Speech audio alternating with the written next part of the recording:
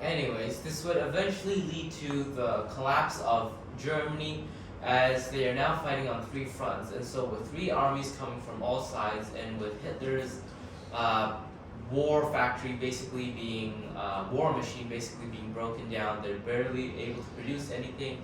Too many cities are getting bombed, they're losing too much land and manpower.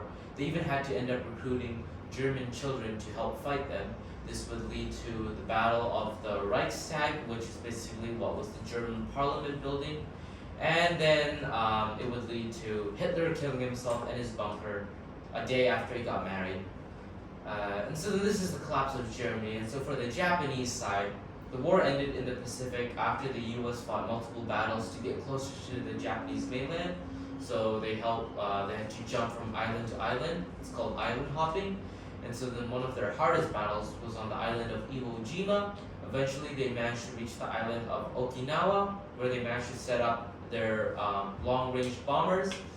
And then the Manhattan Project, you know. And yes, later on, America sent 2 atomic bombs on Japan, Hiroshima and Nagasaki, making the Japanese surrender. Yep. And the funny thing was that Nagasaki wasn't even one of the original Japanese targets. It was another city, I think starting with a K.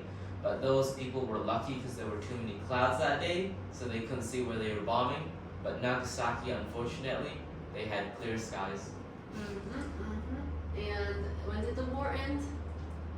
It ended sometime.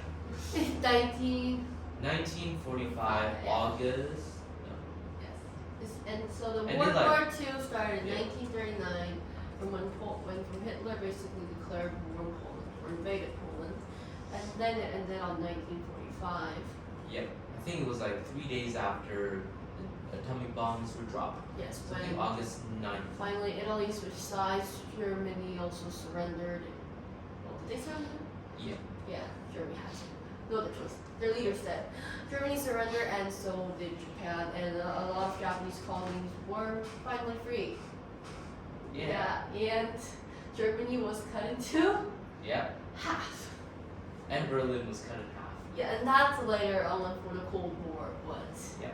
that's basically the basic information about World War II.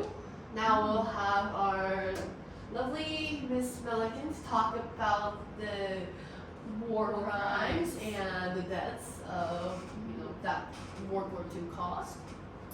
Well, I'll start off with probably the most well-known war crime, which is the Holocaust. Now, you know what the Holocaust is, I assume? Yes. No? Yeah, I know this. Okay. The Holocaust was the systematic genocide of 6 million Jews, and as we know, it was led by Nazi Germany, of Hitler. This included the establishment of concentration camps and mass shootings, forced labor, and gas chambers as well. What happens in these concentration camps? They concentrate on something? Yeah, concentration camps. Concentration camps. Does anyone know what happens in the concentration camps? What do I don't actually think I know specifically.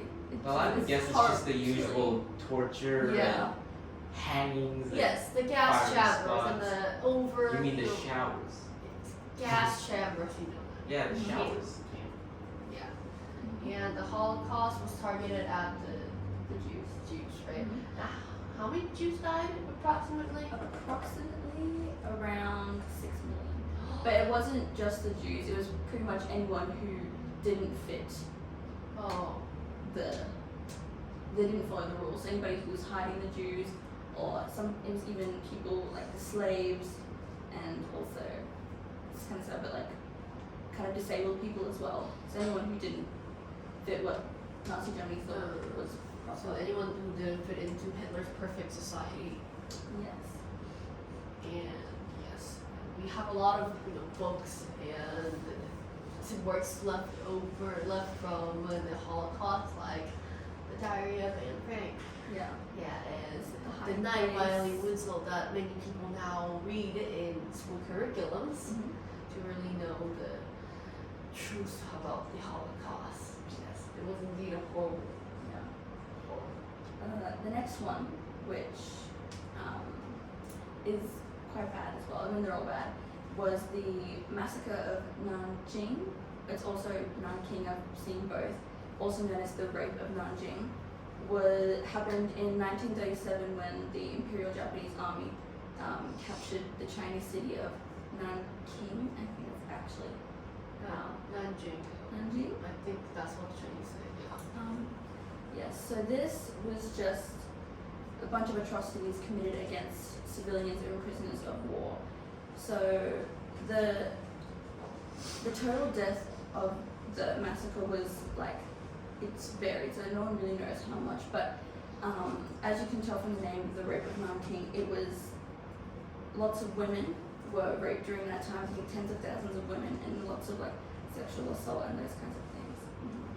Yes, so Imperial Japan has been wanting to colonize East Asia, and they were indeed successful in colonizing, or more like almost conquering. They didn't make Korea their colony, rather they made it part of Japan. So there is no more country called Korea later on, like in that period. So after they basically colonized Korea, their new goal was China, and they basically went on a war against China, and they swept through Manchuria in the late 1930s, and then that's when the Nanjing massacre happened. And in order to gain more territories in China and in the Pacific regions and islands, they later on also declared war on the Allies. And any more that you'd like to talk about? There are a few more. This one I'm quite shocked. I was really disturbed by this one. The Japanese Unit 731. So this was a covert biological and chemical warfare research and development unit of the Imperial Japanese Army during World War II. And this unit conducted lethal experiments on prisoners, which included vivisections, which that was crazy to me that they actually did vivisections, because that's like performing operations on live, usually animals as well. Like I had previously in my mind, but like they're doing that to people. But yeah, so live vivisections without any anesthetics or anything, so they're just awake and they're performing all these things on them, like experimental procedures and stuff. So they did this to develop biological and chemical weapons. So yeah, it's all about. Yeah, I think the biggest thing about the 701 unit, and also these human experiments also happened kind of throughout the Axis powers. Like also Germany had a very weird biological experiment, right? The notorious doctor Mengele. Yeah, Mengele. He implemented like these experiments on humans, and also the 731 unit did. They implemented experiments on live humans. They did all kinds of things. Violent things that we should probably not really mention in this podcast. But I think they also tried to study human behavior. That's what they called it, but it was just more torturing. Yeah. So I heard like there's this one story that I heard it from I think it was one of the victims of the war, that they would put a woman and like her child basically in a really hot room, like a hot room where you can basically control the temperature, and then they would keep making the temperature go up and up and up, like the floor temperature. And then first the woman would try to protect the child, and then later on, because it was so hot, the woman would try to sit on the child and strangle her own child. Then they would see to what degree can the mother's love win, basically, and that was their test of human behavior. So these inhumane, basically, experiments very much conducted, not also a lot in Japan, but also in other Axis powers. And yeah, there was a lot of war crimes during this time that really violated human rights or any kind. Yeah, it's just crazy how this happened. But it's not only the Axis power that should deserve all the blame for the war crimes, because it was also the Allies that committed a lot of war crimes and atrocities. Not as big, I would say, as the Axis power, not as prominent, but they did. And I think it's important for us to recognize that also. Yeah. Speaking of that, we're talking about next thing is the bombing of civilian populations. And although both countries decided that this was a tactic that they would use to help try and give them a leg up in the war, it was actually the Allied powers that caused the most casualties by bombs in civilian populations. So yeah, the most notorious examples for the Allied powers is the bombings of Dresden, I don't know if I'm pronouncing that correctly, Hamburg and Tokyo, and then while the Axis bombed cities like London and Coventry. So yeah, These bombings resulted in massive civilian casualties and destruction. So like infrastructure, everything. So it's, This was particularly true for Tokyo and Dresden because the Allies used not normal bombs but fire bombs. Especially with Tokyo, Japan mainly using wood infrastructure, the bombs could easily spread from house to house. And then with Dresden, fire bombs also spread from house to house, and the casualties were very, very high. Speaking of casualties, we're gonna move on to the casualty section of this. Do you guys have any guesses? I'm sure you do, and you'll probably be correct. But which nation, country had the most overall deaths during World War II? Soviet Union, Yes, you are correct. Yes. Do you know how many? over 20 million. Have a look. My thing here. Yeah, it was estimated to be 24 million, and 8 to 10 of those 24 million were, like it's estimated between 8 and 10 million were military deaths, and then the other around 14 million were all civilian deaths. So there was actually more civilian deaths to Yeah. like to approximate it than actual military deaths. I heard that according to statistics, the Soviet Union apparently lost like, only had like 1/3 of their men after the war ended. They lost like 2/3. I mean, it doesn't help, but their strategy was literally just get 20,000 men and run into They a line counted of bullets. on winter to do all the miracle. Yeah. Their strategy was quite literally just charge. Welcome to the 19th century line infantry. Too many countries. that you might know. As for what among the allies, who do you think produced casualties? Allies. Not the US. China? Yeah, China. Yeah, China was technically an ally. China had it, I think, maybe the second, because it had 20 million. Oh my. 20 million. 20 Wait, million. then who's gonna beat China? Huh? Not France, not the US. It's the Soviet Union and China, right? Yes. Yeah. I think. Like this. But the 20 million was the total overall death with Overall, civilian and yes. military. Even the material was controlled by Japanese. China was still part of the Allies. Parts of China. Still trying to fight. I forgot the Soviet Union was part of the Allies. It's not the It whole, seemed like it. yeah, it's kind of crazy to think that actually. world leader music festival. Oh, I very much enjoyed it. My Yes, me ears too. almost. Hitler. Yeah, it's Maybe you kind should sit next to Hitler next time. Maybe it's crazy to think that actually Soviet Union, Russia was part of the Ally in both World War I and both World War II, right? Yeah. Yes. I mean, they were kind of in the Axis side until Germany's invasion. True. So, Yeah, Germany and Hitler just. so who suffered most on the Axis side? Well, give me a name and I'll tell you. Germany? I'm guessing Germany too. I think it's Germany. Or Japan was probably good, but I think I would Germany's see more. Germany. That was Germany had estimated, because we know, 6 to 8 million total. And then, who said France? How about Japan? Japan France was. had 2 million to 3 million. Not as much as I expected. Yeah. Expected more like 6.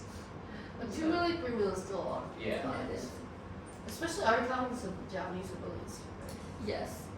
Just the Japanese military deaths was 2 million. So actually, they have more military deaths, which is more logical. Yeah. Whereas in China before, how we said that they had 20 million overall deaths, they only had 3 to 4 million military deaths. So that's So 3 to So 4 big military amount of deaths civilian and deaths. 16 to 17 million civilians. Oh Yeah. my goodness. I think it's because of Imperial Japan. any other countries you would like to check. France.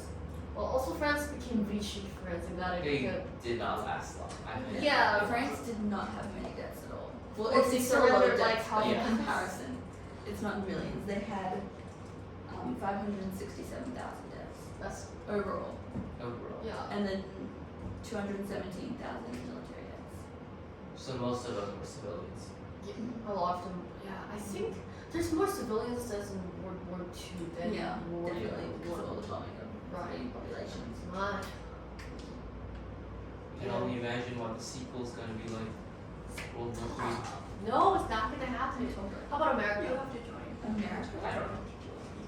The U.S. had 418,000 deaths. Not too much gap between France. Okay. Well, I think that's all the. yes. Well, now we're going to head over to Joy because, as we know, World War II, lots of death, lots of destruction. Tell us the aftermath. So, by the end of World War II, much of Europe and Asia and parts of Africa lay in ruins, and combat and bombing have flattened cities and towns, destroyed bridges and railroads and lots of other things. And shortages of food, fuel, and lots of other really important products. Food, yeah, he said food. Now the real question was, what was needed to pull Europe and Asia back into the international economy? The answer would be money, but like which money, what kind? Like money was also short, so gold, dollars, you know. And so it was known to be the most expensive war in history. Inflation, lots of debts, and trade deficits, and there was like dollar gap too, because US dollar at that time was known to be like the same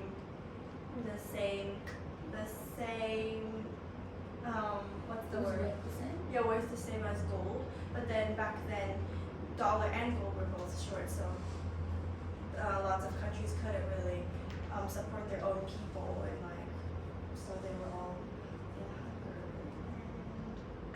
Also, lots of cultural effects too. It brought lots of like memory, like trauma too, because so many soldiers died, and like lots of families probably separated too because of bombing and stuff.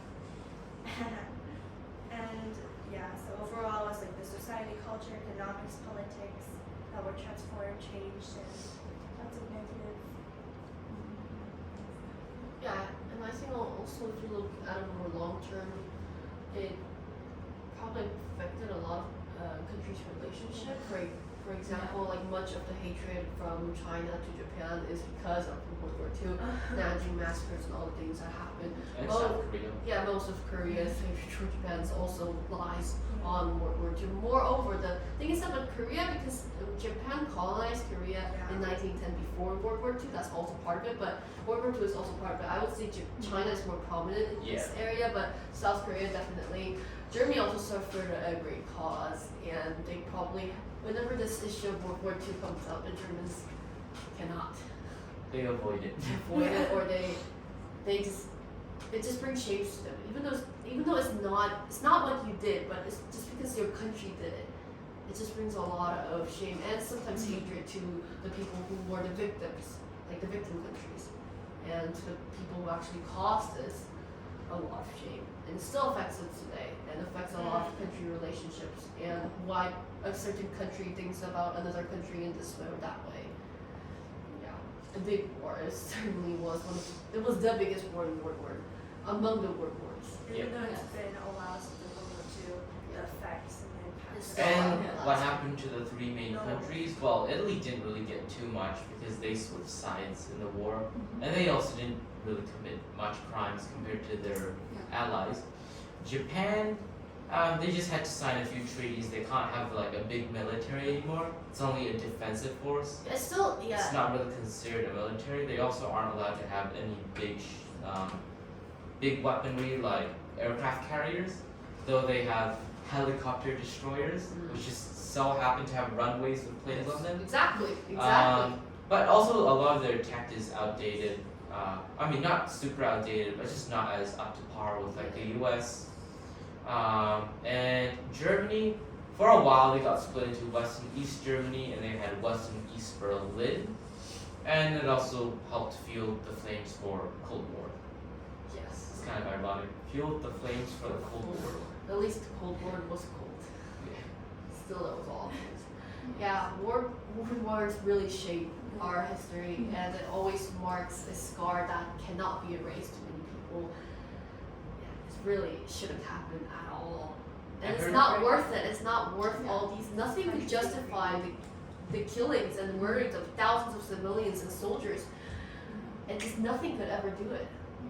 I heard the third one's coming pretty soon, guys. Stop. Okay. Anyways, that is the end of our World War II podcast. Thank you for listening. I'll see you for World War III. I'm joking.